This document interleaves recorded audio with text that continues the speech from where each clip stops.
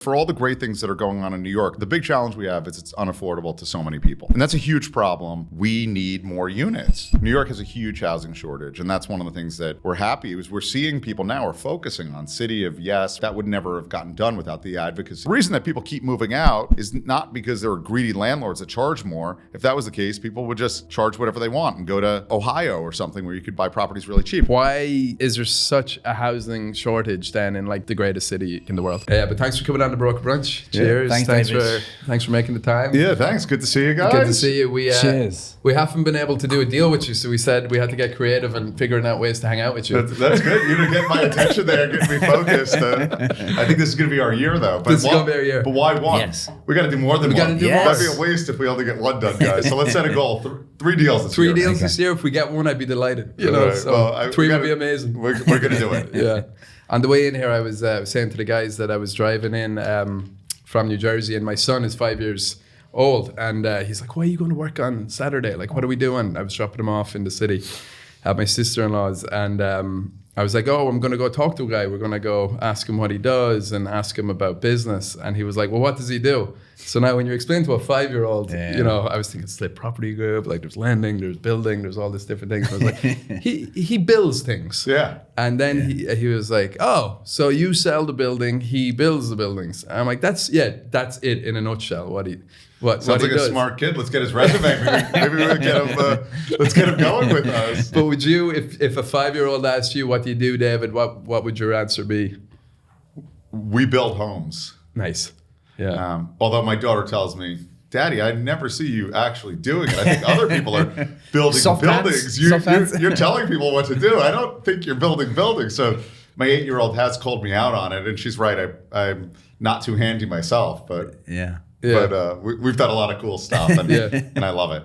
Yeah, and that's the great thing about New York is I feel like you actually don't really need to know how to do things, but you need to know who can do things.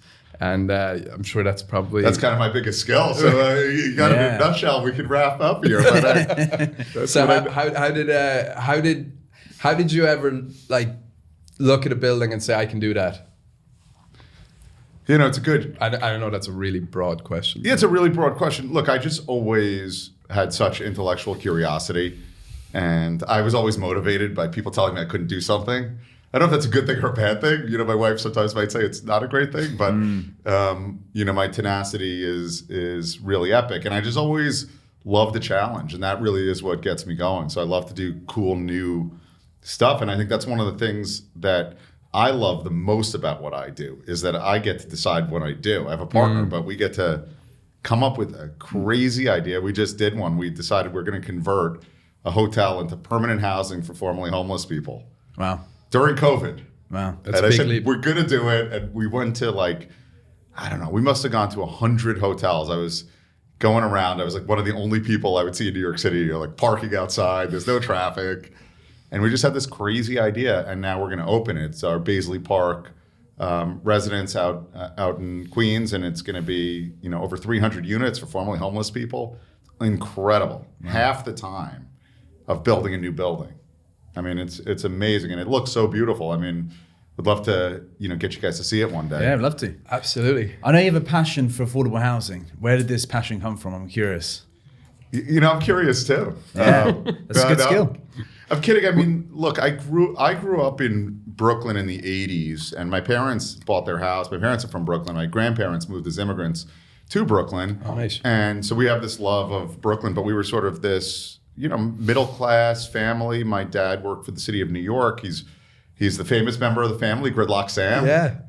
I couldn't believe it on NPR. I was driving one day and it was like Sam Schwartz. And Gridlock Sam. And then I linked it all back and it was your dad. I was like, that's amazing. He's probably most responsible for congestion pricing. Some people may love him. Some people may hate him. So, it was him, not me, although I am a fan of it. Yeah. I think it's a great thing. He's been fighting it for 40 years.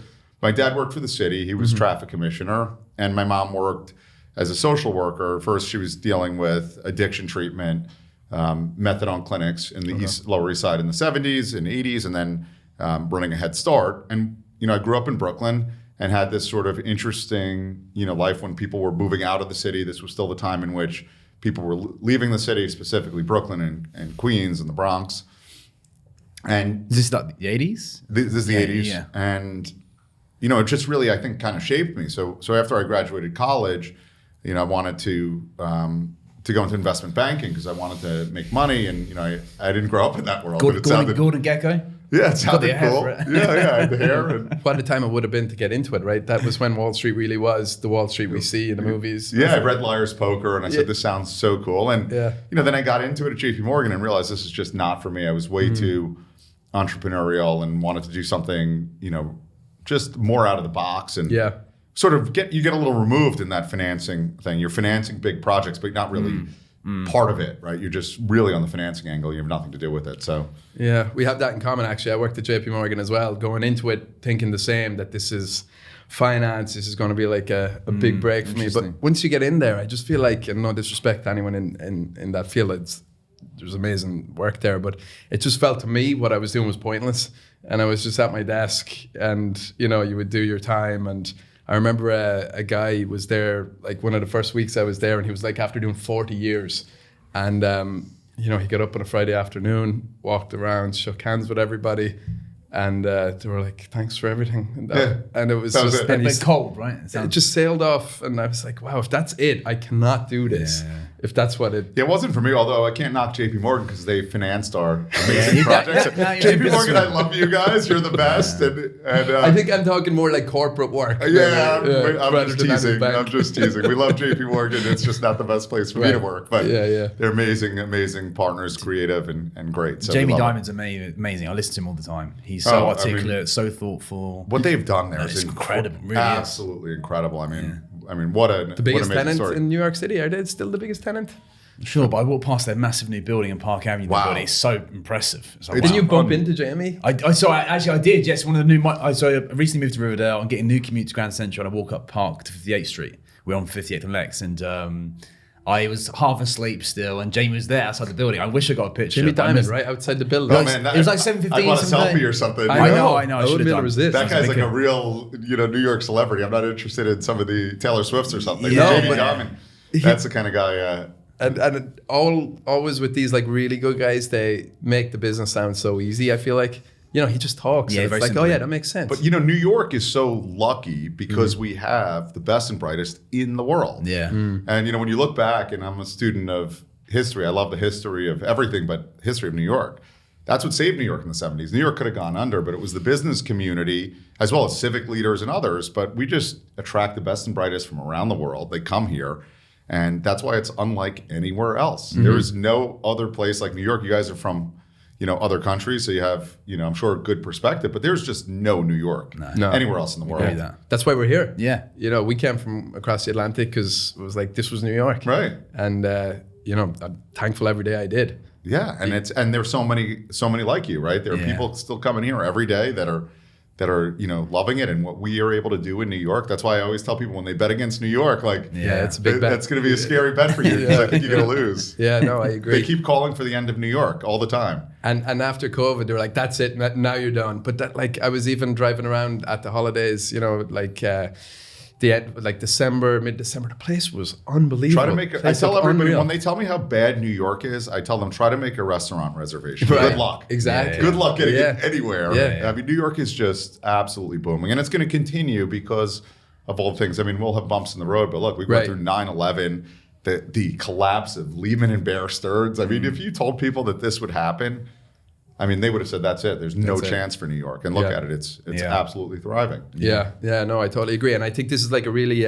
interesting time in the city as well for someone like you. And it's why we really wanted to sit down and talk because, we've got a new abatement out there, 485X, replacing 421A. We have the City of Yes, which is a fresh new program as well that hopefully is really going to be a shot in the arm for development in the city, because I think we've really...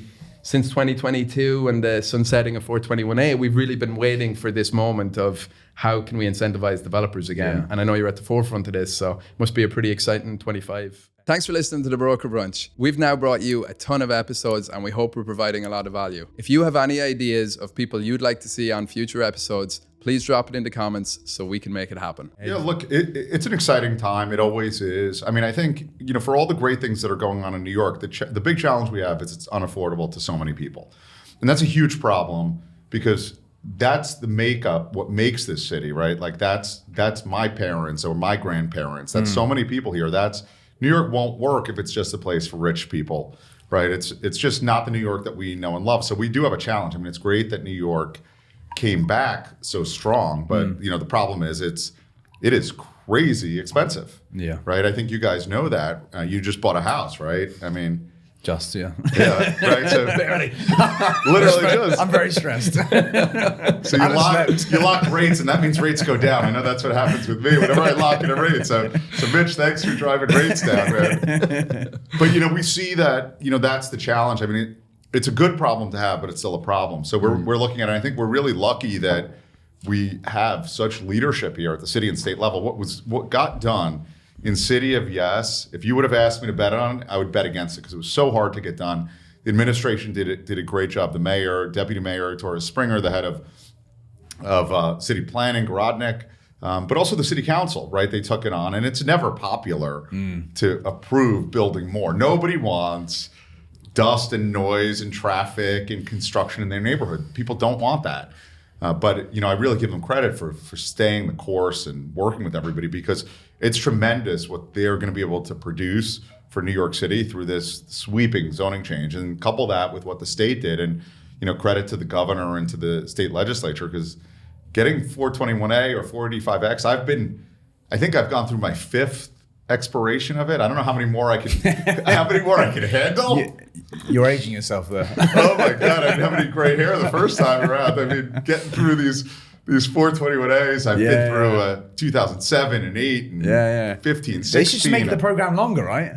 I guess they want the drama of it seems like they like it, right? For it. Well, I suppose it's good for politics, right, and good for votes, and it gives them something to talk about. Somebody said politics plus anything is politics. So yeah, that's true. That's true. I think it's a challenge, but I do give credit because it's not easy to get these kind of things done. There's a lot of strong opinions on it, and 421A is not something that the general public likes. It's nuanced. Tax code stuff, it's wonky, and people hear that it's a tax break for rich developers. I mean, that's not a easy thing to sell. I think realizing how much affordable housing it's produced is incredible. And really what the secret to that program is that it produces affordable housing in some of the best districts in the city.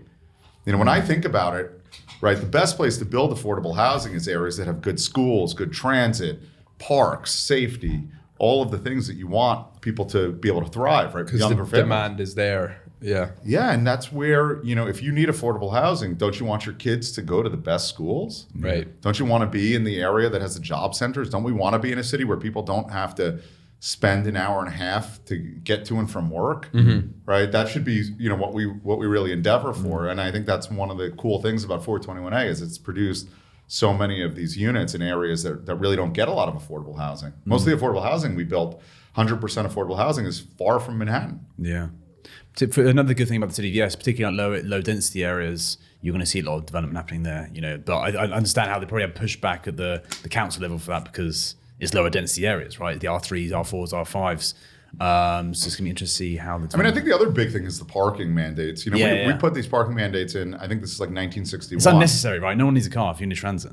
Yeah, or developers will build parking if the market demands it. Like a building doesn't demand me to have a gym and a roof deck, but I build it.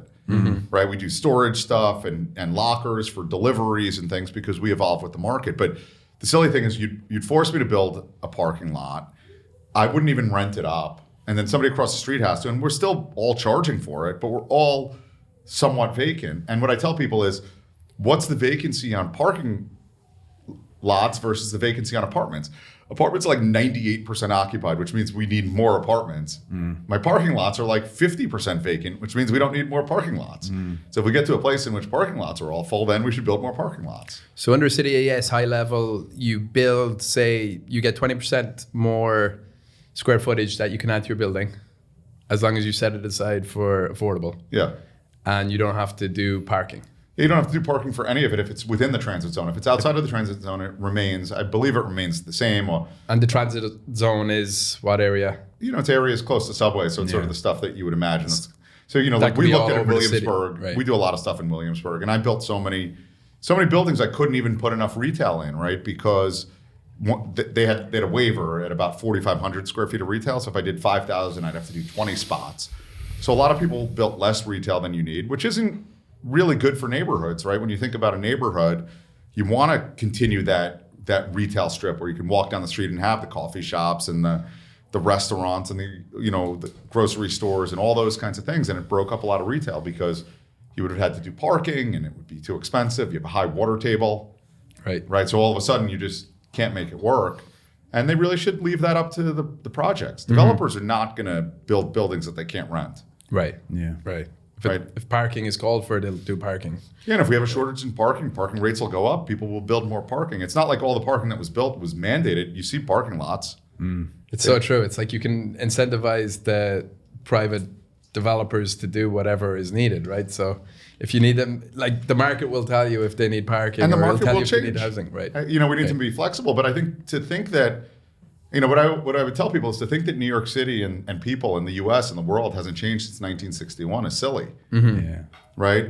Everybody lived in, families, two parents, 2 kids, a dog, right? That was sort of the thing. And now we probably have more people that are single living alone at any point than at any point in time in human history. And, people are just really different. Look, you still have people that have the families with kids, and you have people that are single. You have people that are having kids much later in life, right? The world is very different, and we really want to evolve with the times. And we shouldn't let zoning be the stumbling block to get in the way of it, right? Totally agree. Some of the feedback we've had from developers in the Bronx market is that the bump in FAR doesn't necessarily translate to an increase in land value, because the bump in FAR is a 60% AMI, which is basically just covering costs. So like some of the owners we meet with all the time, like, we get more FAR now, our land's worth more. We have to educate them that's not the case. Look, it shouldn't be more. We don't want the landowners to be taking out the value that was created. That's always a risk when you do this stuff. As an affordable housing developer, we don't want the landowner or the speculator to be taking all the money out of this. We want that money to be going towards people that need it, right? To have a more inclusive New York. So the goal really would be that, and I think that's what government was thinking about, is how do we add more density without making land prices higher and therefore making it less affordable. I think the city have learned from their past rezonings, right? City's learned a lot. We have really, I have to say, New York City's lucky. We have some really, really talented people, state as well, with some really talented housing people. They are really smart, and we have some amazing nonprofits too that, part of it. But they were really smart people. I don't want any of your listeners to think in New York that that it's not, government doesn't know. Sometimes it's that, they have a lot of people that have lots of opinions. So how do you make everybody happy? That's the hard part. But they do know, and HPD and HCR and these folks these are really, really smart people. I love how you say we. You're a real New Yorker. I've been here my whole life. That's I don't amazing. know if I wouldn't live anywhere else permanently. I moved from Brooklyn to Manhattan. That's about it. But the southernmost part of Manhattan. So You're close to Brooklyn as possible. North. Brooklyn North, maybe you brokers will rename it. So. Yeah, we should, right? That's a good idea. But why do you think New York gets such a bad rap then? It's obvious that we've got challenges on the multifamily side, right? I think landlords are finding it hard to make their business profitable. And I don't want to drag you down into like a political kind of like sphere, but why is there such a housing shortage then in like the greatest city we think in the world? Look, there's a housing shortage around the country. New York has a huge housing shortage, and that's one of the things that we're happy is we're seeing people now are focusing on city of yes, right? That would never have gotten done without the advocacy and say, we need more units. And New York needs more units, and every state in the country needs more units, and I think almost every country needs more units. If you look since the GFC, the global financial crisis, I think country used to produce about 2 million units a year, and post the recession, we were 1.3 million a year, 1.4 million a year. We were producing fewer and fewer units. We don't have as many units. The units we're producing are at the super high end. I think with a lot of innovations, some of the negatives that come out is that the rich are getting richer and the middle class is not, and we're sort of having that shrinking middle class. So we have a big challenge now. This is not a challenge we're not up for. This is a challenge we are up for. We have to build lots of new housing, lots of affordable housing. One of the things that Slate is focused on, and we do luxury housing and market rate and all that because we need all of it, right? We don't need just one segment. We need more housing, because if you don't have more housing, then some of the affordable housing you have will become unaffordable. Right? The only reason that people keep moving, people use the term gentrification, which I don't like the term, but the reason that people keep moving out is not because there are greedy landlords that charge more. If that was the case, people would just charge whatever they want and go to Ohio or something where you could buy land, buy properties really cheap. It's because we don't produce enough in an area. And if you look at the trajectory, right, the artists moved down to Soho, then Soho got more expensive, then they moved east, then they went to Williamsburg because it was the next stop on the L, right? Williamsburg was there. Landlords could have charged money. It's just nobody would pay for it. Yeah. But then once we ran out of product, prices started to go up and up and up. So we need a lot more product at all ends. And we're really focused on the affordable side because I think that's probably where the biggest need is, right? So we're looking at things. One of the things that we've done is we're partnering with nonprofits. We created this new structure where we can actually partner with a nonprofit and build a building. We bring the development and construction expertise, and then they'll own it because they bring the operational expertise and they're partnership with city and state government to finance it. And that's what we did with this hotel on the Baisley Pond Park, and Riseborough, which is a tremendous organization, is going to own and operate the building. So you sort of take the profit motive out of it. We will not be part of the ownership. We're there for a specific need, which is the development part. And we build the building, they own it, and this way they can keep it affordable forever. And I think that's a good use of government dollars because now you're going to get affordable housing forever, and also you get a nonprofit in there that's focused on providing services. I guess a little bit of that comes from my mother's social work days, right? So yeah, it's seems like a win-win, right? Yeah, it's the perfect background you have, I feel like, right? To be able to do what you're doing, and it makes sense you are doing what you're doing. It's funny, sometimes you don't know it until you do it. Until you're doing it. Right? Yeah. Did you have anything that sort of got you into real estate? I think, like I was saying earlier about like the corporate life, I just knew it wasn't for me, and I knew I wanted to in some way be in sales.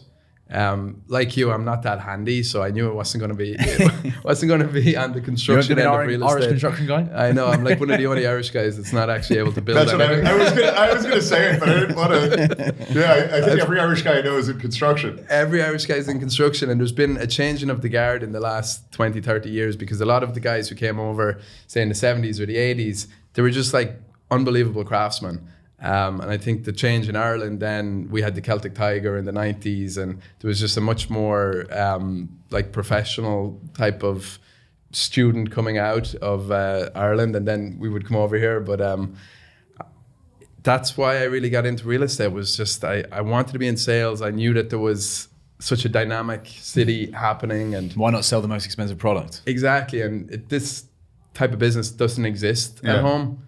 It's a very like New York thing, I feel like. Well, Ireland's small. Small, and how many people are in Ireland? So there's, off the top of my head, probably 5 million people in the Republic. Yeah. New Jersey, where I live now, is probably 9 million, but everyone all over the world knows Ireland. And, it's true. It has an outsized influence. How about you, Mitch? How'd you get into it? So my dad was he was in the car business. He did kind of well from that, and then he bought a couple of buildings. So I was kind of small buildings, but I was kind of exposed to it young. So I went to college at 18 and studied real estate, which is kind of unusual. So I always know. And then when I graduated, I was doing appraisal for a couple of years, which was boring at the time, and reflection was good for basic learning. That's cool. And then I got into brokerage business. Nice. It feels like a natural progression. Yeah. If you want to make more money anyway. I mean, look, I think it's good. I tell a lot of young kids to get into brokerage. I went to Syracuse. They didn't have a real estate school back then. They do now. And I try to help some of the kids out. I say the most important thing is to try to understand the value. Like really understanding value is so important as a real estate drivers. Investor. Yeah, not just what somebody else is paying. Like what's the intrinsic value of something? Things are worth something without a comp, right? There's an intrinsic value to an asset that can produce income, right? So it's trying to like get people to really sort of internalize that. Yeah, because just what somebody's paying on a day-to-day basis, right? It doesn't mean that's what it's worth. That's where the opportunity comes, where you can buy something at better value, where you just see, hey, it's undervalued. I mean, we do it in the stock market all the time. Right? People buy it. That's the price today, but it's not necessarily the value. That's why a hedge fund guy or somebody will buy it, right? That's kind of the way you look at it. And I think about real estate the same way. So if you roll back the years to when you figured out that there was an opportunity for a business like Slate, is that the kind of mindset you were having, that we're bringing a creative thinking to this that maybe isn't in the marketplace today?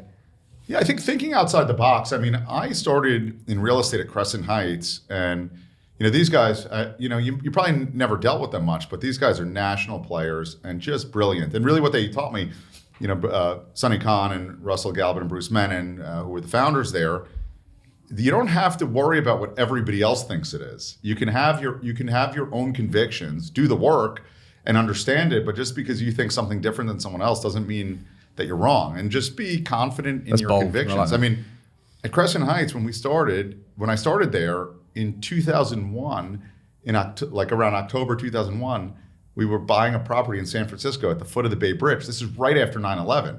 Think about how crazy that was at the time, but realizing, he said, the market overreacted. San Francisco is not going anywhere. San Francisco is San Francisco. Yeah, right. So I thought that was so interesting. And then he went into Hawaii when nobody was there, right? Hawaii was still coming out of this sort of there was like an Asian crisis that sort of drove down prices in Hawaii. So just thinking ahead and looking forward and thinking about what we think should be has been really influenced the way that we do things at Slate. That must have influenced your rationale for buying the building you were mentioning before we got on air with in Queens. Yeah. So that was in the middle of the COVID, right? You had the long-term perspective. Yeah, look, we also want to deal with this problem. You know, one of the issues in affordable housing is how long it takes to build things. Right. So assume you had all the money today, or you gave me all the money, even better, and you said go out and build all these buildings. It would take me 3 years to build these buildings. Now, if you're somebody who needs a place to live right away, 3 years is a long time. So every day that I can shave off of that is a huge benefit to somebody, because it's an opportunity for them to stabilize their situation. You know, imagine not having a place to live. What does that do to you? I don't know if you guys ever read the book Evicted. No. You should read it, Matthew Desmond. And it just talks about what happens around the country with housing. But housing really is the fundamental foundation for everybody. I mean, you know, you've got at least one kid, right? I have 2 kids. Yeah. 2 kids, right? Like, imagine what would happen if I know. they're bouncing around, they don't get stabilized in a school, What right? does that do to the family? Like, what does it What do does that to do to them? everything? Long term, everything. Yeah. What does it do to you, Yeah. right? So we sort of think about that. So getting people stabilized in housing, in a place to be, right? That's so critical. And the sooner that you do it, the better. Right, So because I it think- starts from there, doesn't it? Having a place to call home. Yeah, I don't know how you could deal with other issues that come up without that. Yeah. You know, I don't imagine. It's the gorilla in the room or the elephant in the room. Like, I've read studies about the number of children in the U.S. in New York that are homeless. I mean, how could a kid do well in school if they're, you know, living, you know, from one place to another? I mean, it's hard enough. I have 3 kids. It's hard enough with the stable environment and everything, right?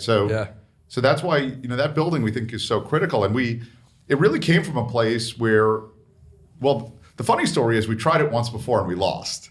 And that goes to my tenacity. We had a building that we wanted to convert into permanent housing. It was a hotel. And, you know, I'll spare everybody the real details, but it didn't work under the prior administration. And the new administration came and said, we want to do things differently. We want to think outside the box. And we had some, you know, tremendous folks at HPD, at DHS, Department of Homeless Services, and the state HCR.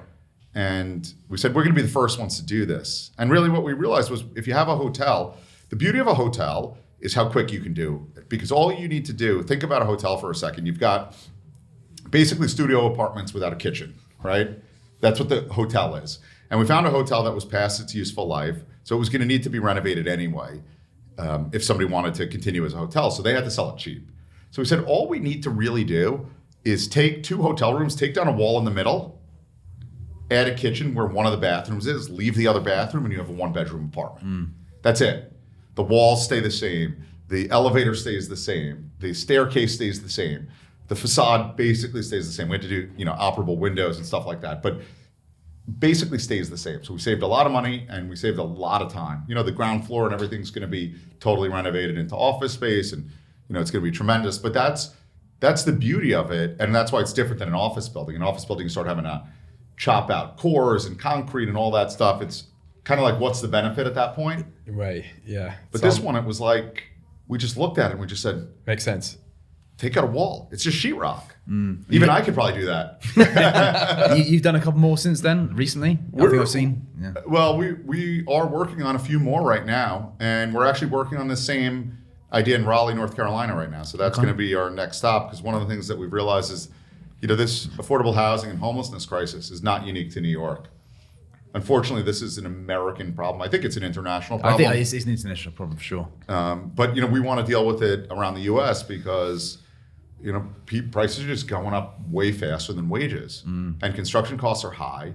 So you can't build buildings as cheaply as you could before. So it's a monster problem. And I just think it's, for the US, how does the US really continue to be the kind of country that I love growing up here if people don't have that same opportunity to have a decent place to live? Buy their own house, the American dream, right? Yeah, I mean, if you don't have that, I just don't see how anything else works. And for a while, it was sort of thought that it was like a New York and San Francisco and big city problem. And now we're seeing that it's everywhere. So we're saying, if you have a motel or a hotel that's past its useful life, let's just convert it. And it's not going to be for big family units. But that's okay. One building doesn't solve the problem. So we're saying that's a great place for, I think we were talking about earlier, there are a lot of people that live single or two people that, people have really different family types. So let's take that, turn it over quickly, make it, really quality, but, not that expensive and fast. I can't say it enough. Fast. Because that seems like the low-hanging fruit, right? If there's product there that could be turned over quickly and people need a place to live. Right. You get in and you just put in maybe take down a wall and put in a kitchen. I mean, you can do that in months, right? Obviously New York is, it's complicated. It's complicated, but out in the suburbs or, outside of the New York area.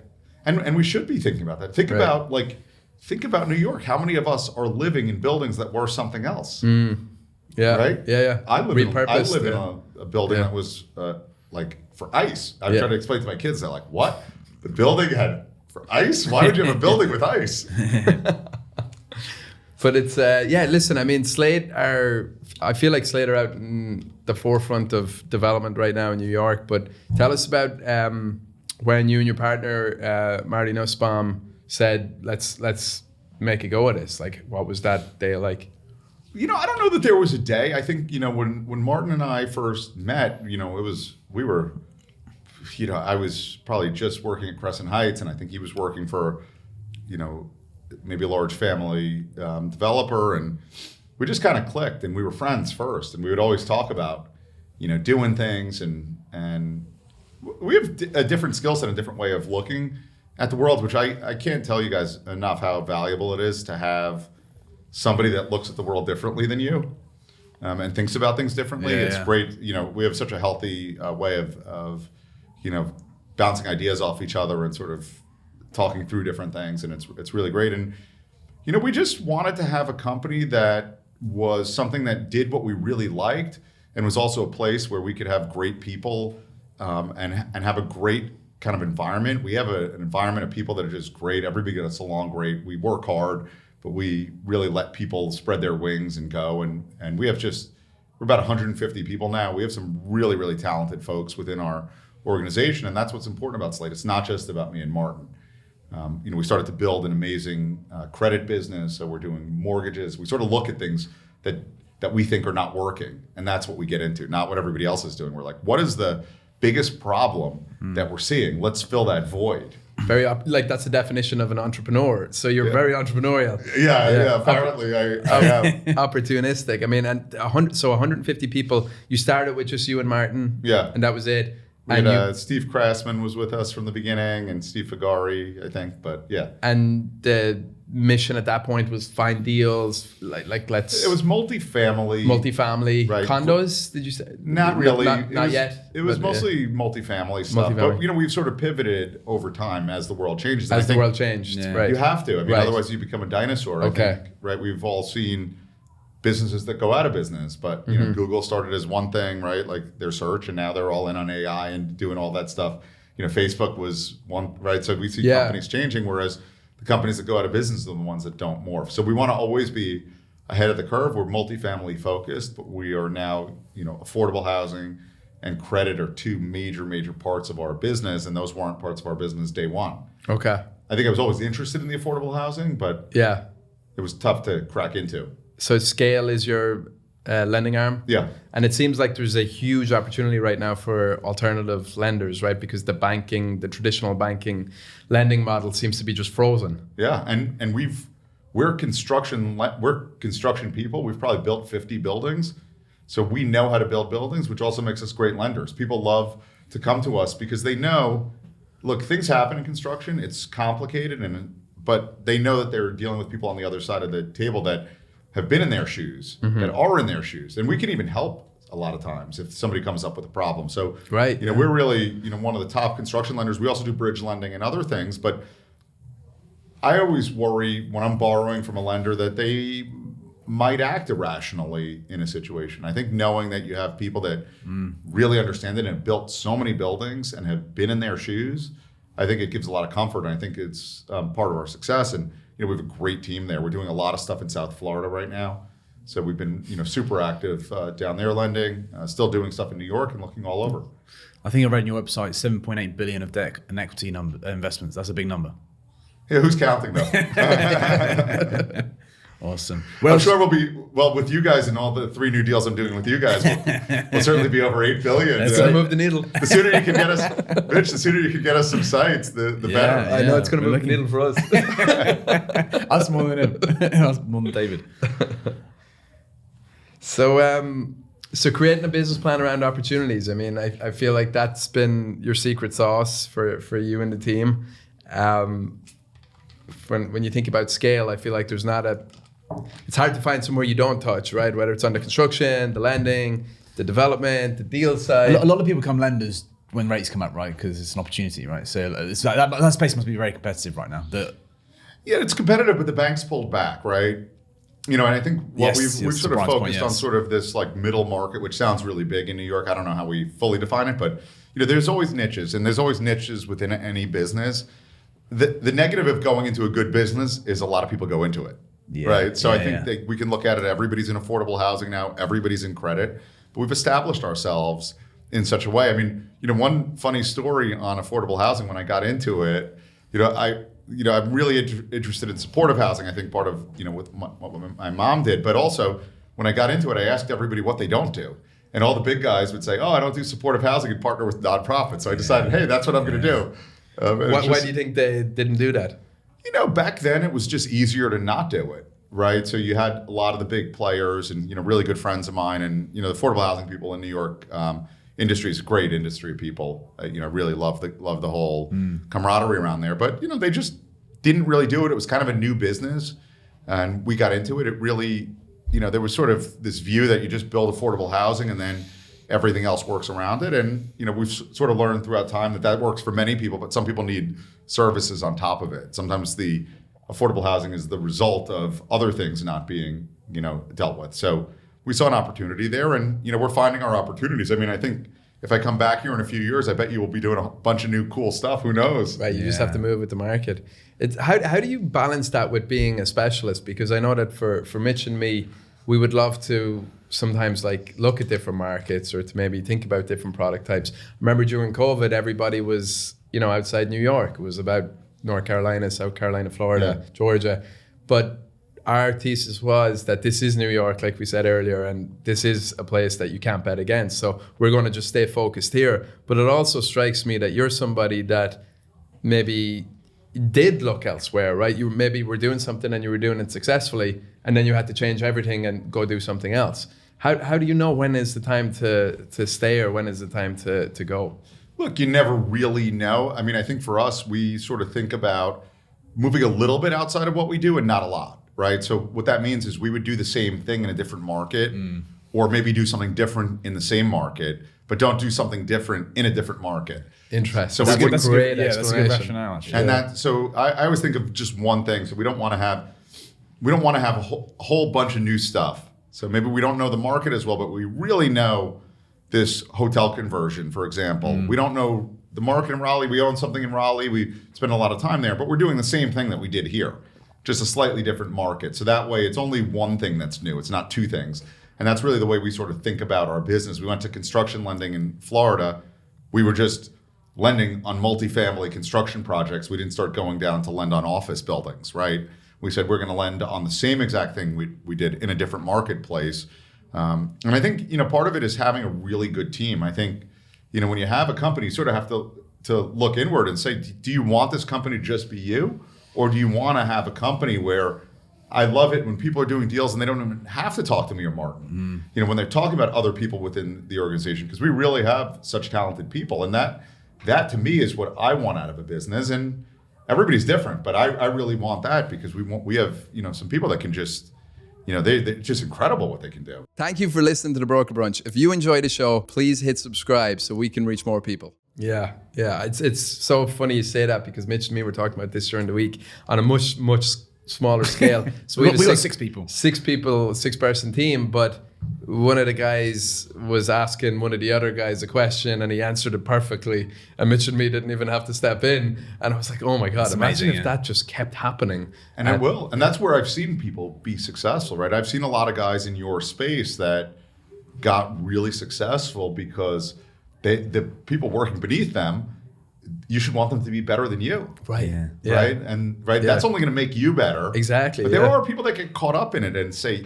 I need to be the best. Right. Yeah. But if you're not even there, you are the best. You want to be able to remove yourself and still have everything move forward. And that's where I've seen some guys. I mean, look, it's hard. And I think it's also about knowing who you are. Yeah. Right. Yeah. That's a big part of it. Right. I always tell people yes. Knowing what you can't do as well, right? And knowing what you can do. Yeah, you can't be somebody else. So what works for one person doesn't always work for everybody else. So it's sort of like you gotta. Yeah. And that's what we think about. But the most important thing for me is I have so much fun doing this. Yes. Yeah. And you've got great energy. Yeah. I feel like you've got such a positive outlook, because we do so many of these conversations where people, not podcasts, but just conversations with owners, and they're like, this is against us, that's against us. But it's real estate guys are the biggest complainers in the world. They just, you go to one of these conferences, everybody's just complaining. I'm like, guys, get out of here. I'm going to send you a therapy bill. I'm going to send them a bill for their therapy. You can always sit around complaining, and it's hard, right?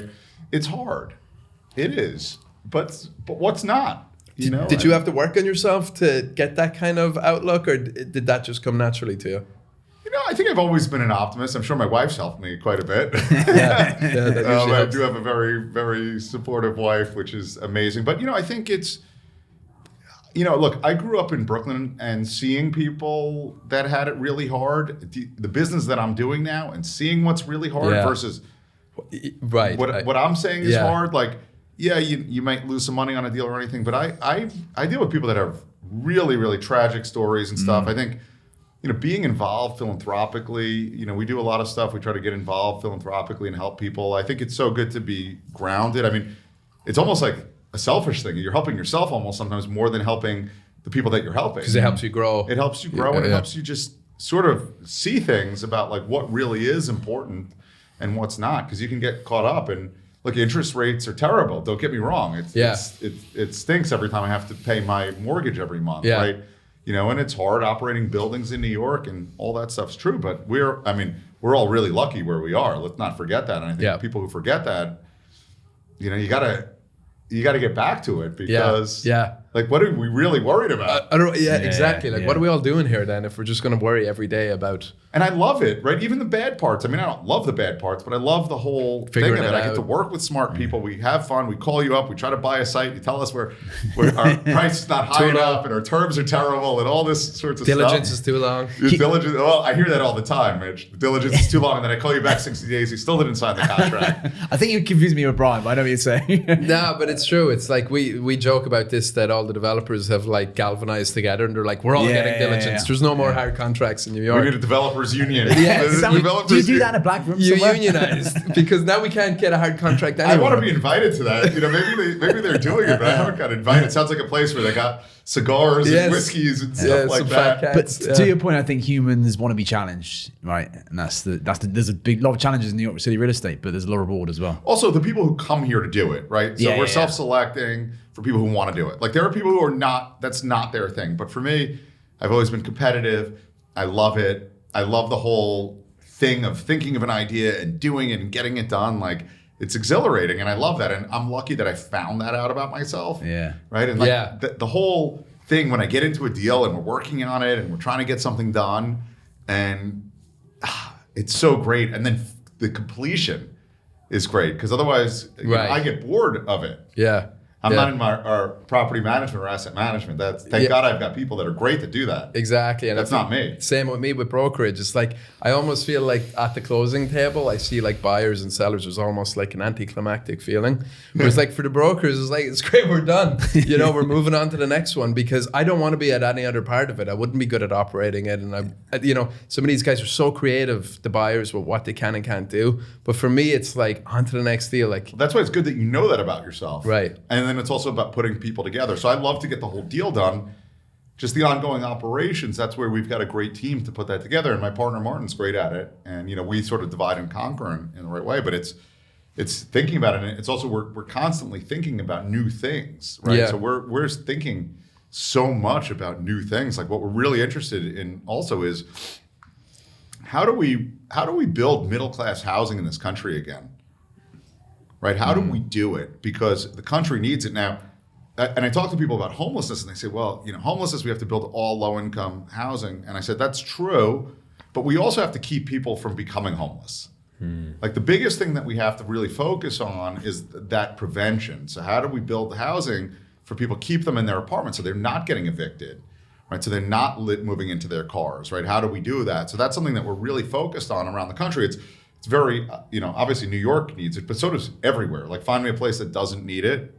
They're very, very few. There's a few, depressed parts of the country, but Southeast, Southwest, Texas, the whole thing. I mean, it's like obviously Northeast and Pacific and, in the West Coast needs it. So in New York City, the city own a lot of land, right? So that could be an opportunity if you come and build on their excess land. Do you think they'll actually do it? They're doing it. I think one of the things though is on a bigger scale, because well, the City of Yes is going to help with that a lot. I think one of the things too is let's look at affordable home ownership.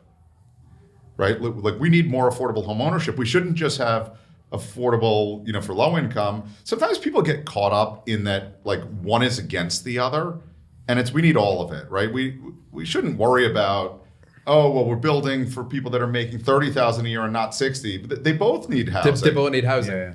And then one's not more. It shouldn't be pitting one group against the other. No, it's got to be all. It's got to be all of it because we need all these people. We need the teachers and the firefighters as well as the school crossing guards and the fast food workers. 100%. And that's what makes the city work, right? It's this whole a living ecosystem. organism that everyone has different competing things that need to happen. About. Yes. That's why we're that's all what makes here. it great. Yeah. That's why 100%. We're all here. And that's, I think, one of the things that we're struggling with. So hopefully, and we've heard that there is going to be a focus on doing some, affordable home ownership, right? Like think about how great that is for neighborhoods. You get homeowners, they're invested in those neighborhoods. You get people that can build up equity, right? That is the American dream. They can build up equity in their home. And, I think that could be some really cool stuff. The city's been doing a lot of RFPs. We've heard about some stuff talking about taking federal land and things, which I think could be, really, really good idea. But I think we should all be thinking of crazy ideas to do this, right? We shouldn't get everybody to get out there to think about their craziest ideas on how we can build, affordable housing in this country. And I think that's something that everybody should look at. And I love that. If it's not crazy, it can't be your idea. Right. Because exactly. I think from a crazy idea, we're going to get some of the best ideas. Yeah. And that's something that we're excited about. And, I think we'll see what, I'm always so excited. I don't know what I'm going to be doing in 5 years from now. Right. I know it's going to be something to do with housing and I'm sure with affordable housing, but, I think it'll be really interesting to see what that is. Tackling whatever problem comes up and maybe trying to figure out a solution. It sounds like that's what you've done so far. Yeah, and we don't know, right? What are the implications of AI? What are the implications of all this sort of stuff? I don't know. I don't think any of us really know what it's going to do. We're really sort of also interested in technology for construction. The prefab stuff still hasn't hit yet. It's right there, right? The 3D printing stuff hasn't really hit yet. But when you look at it, our construction technology hasn't changed that much. Right, we go out there and you're pouring concrete on a floor and tying rebar, and Right. If you just looked at it, it could be 80 years ago. It could be any decade, yeah. Right. For So sure. that stuff I think is pretty interesting too, and that might be part of the crazy ideas of how do we maybe AI helps us figure out how to build more efficiently. Right. We're trying to figure out how AI can help us call more owners, find motivated sellers. find motivated Well, sellers. It's not that good at it. I had an AI that told me that emailed me and said, I saw that you live in Manhattan. I'm going to visit friends for a weekend in the Bronx. I'll be nearby. And I'm like, come on, this is obviously not, that's not what's happening. And I saw the signature for the AI person was in Manhattan. Oh, beautiful. So AI wasn't quite there yet. Not quite there. It still has some kinks call. to iron out. You said something that really reminds me of the medical world right now, where it's they're treating say the symptom but not the cause, right? And it's that's the way you're almost thinking about affordable housing and keeping people in housing. It's you're trying to think about it not just when they need housing, but what's the step or two before that you can help with that will Yeah. not make them need affordable housing. I'm glad you brought that up. We use the emergency room a lot as something that relates to us because, somebody loses housing, what happens? So you need that temporary place, you need to deal with it. But the best way to deal with an emergency room is keep people from going to the emergency room. Right. Right. If somebody's got issues, get them to go to the primary care, right? Get their blood work under control or whatever the issues are, because the fewer people that you have in the emergency room, the better results you're going to have. And the fewer people that become homeless, the better results we're going to have. Because think about that trauma. I mean, it's impossible to think, but what a nonprofit partner of ours told us, we meet people on the worst day of their life, right? So each person we can avoid getting into that situation is a win for society, right? That becomes a win for society. I also tell people what happens when somebody becomes homeless. They, how much are they using the emergency room then, and the fire department and ambulances and all of the things that come along with it. So how do we start to prevent that from a societal standpoint? I think one of the things that we think is that affordable housing needs to start being thought of as infrastructure in this country. I think we should start to think about it as infrastructure. We pay for fire departments to take care of everybody's houses, and roads for everybody, and schools for everybody, and all these other types of agencies, parks departments for everybody.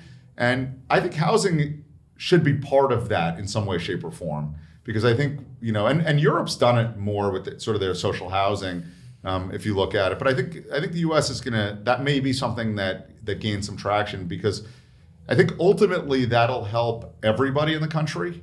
I think we did public housing, and I think there was some failures there for many, multiple reasons. But I think if we rethink sort of this infrastructure type housing, we've done some stuff with the nonprofit ownership that we think is really interesting, separating the developer from the owner.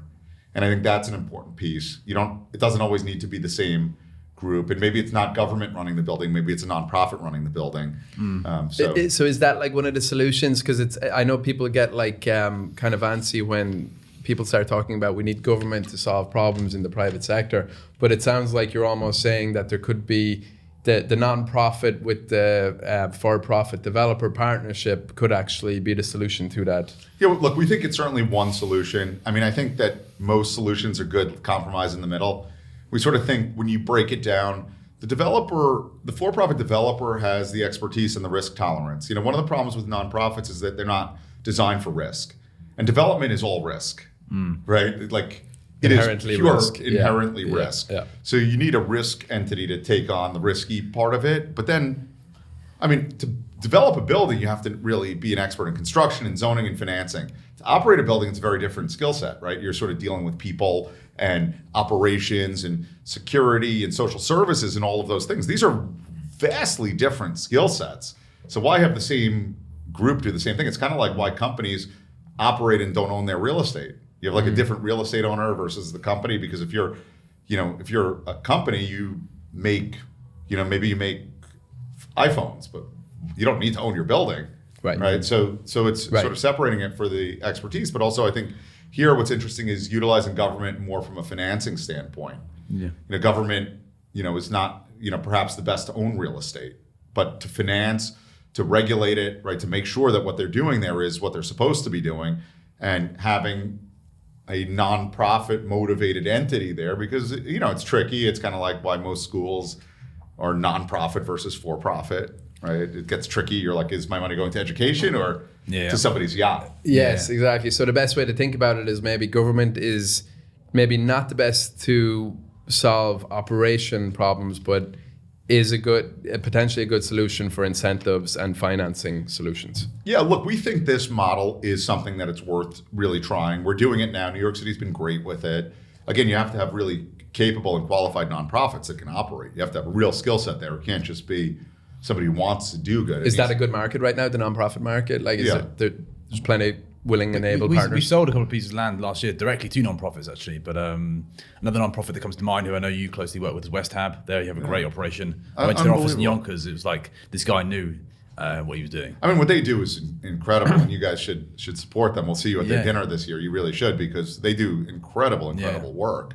And really, we've worked with them. We've probably built 6 buildings with those guys, and it's amazing the work that they do. And New York is fortunate that we have a lot of great groups like that that do that great work and are capable. But look, it's not rocket science. It's a matter of investing in them and building them up. And we think it's a great model. Again, maybe there's better models. We think it's one that we really should be focusing on. And the government has access to cheaper capital, right? So, that's one of the things.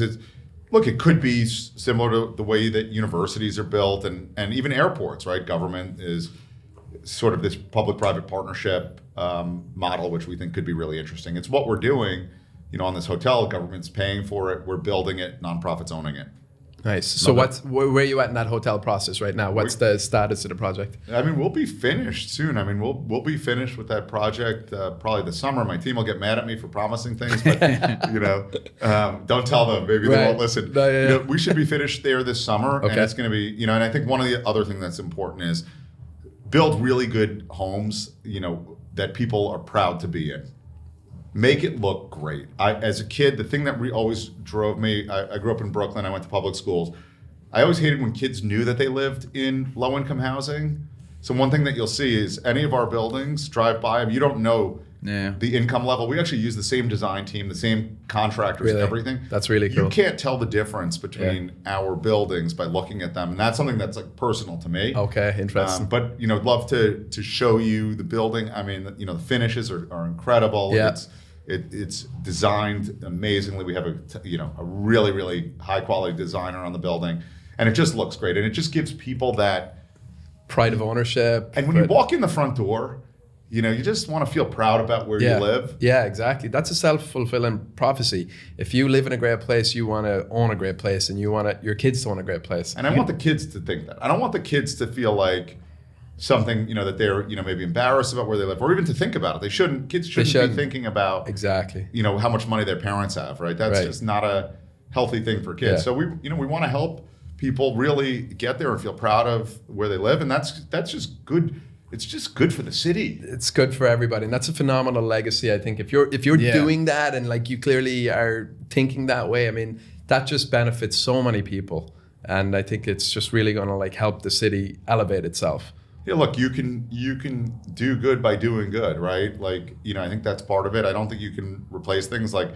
We love New York. I love this city, what the city's done for my family. Having grandparents who, escaped horrible situations in Poland, to 2 generations later to be sitting where I am is incredible. We want to continue that for everybody, for all people that, are in those situations, right? And, and it's important. We can't, remove ourselves from that. So, that's a big part of it. And, I'm really fortunate I get to do this. I don't know, how I got so lucky, but I am.